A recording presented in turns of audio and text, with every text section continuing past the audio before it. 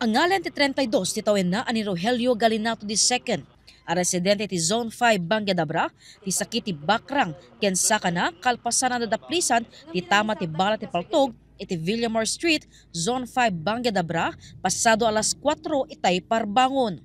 Istorya ti biktima adda isuna ti minatayan idinta adda nang isalda ken kuana ti motorsiklo. Idinta dawaten na ti tolbek iti sospek ani June Balubar alias RR, may pagarop ang nagkedked daytoy ken timmao den ti panagsinung batda. Kadi alak di warta ket ang kumamalan at tanang kagawid dan kalaklat tayo tolbek kursara lata nga lan di tolbek da pa gawidan di warta nga 15k nga kwa nga pinakaisalda na di motor. Idi sinung bat kami sa siyempre ket umingar mo ta dinakit nga kwa dinakit nga ita di tolbek. So kursara lata nga lain ma'am.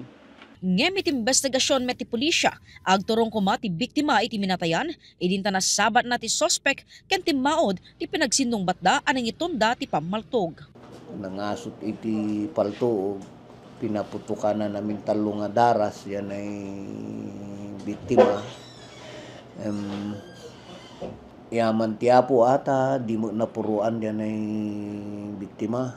Dagos ana itaray ti biktima iti ospital, ngem nakarwarmet laeng kalpasan anataming dagiti sinagaba na asugat. Narekobre iti crime scene ti tallo a basyo ti bala manipot iti caliber 45 ken maysa a metal fragment. Nangyuswa ti hot pursuit operation ti pulisya kalpasan iti insidente. Kit daw ti biktima ti panakatiliw ti sospek. Paalala po sa ating mga kababayan dito sa Abra. Ang sa akin lang naman, ang sa amin, sa inyong mga kapulisan, magtulungan po tayo para sa mapanatili ang kaayusan at kapayapaan sa ating lugar.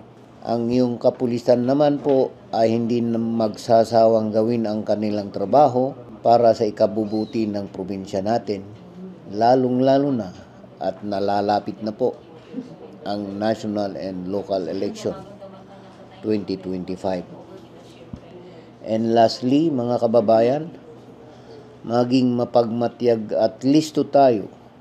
At kung may informasyon na pwede niyong ibahagi, maaring tawagan lang ang himpilan ng aming opisina sa numerong 09455-836-278. Yun lang po.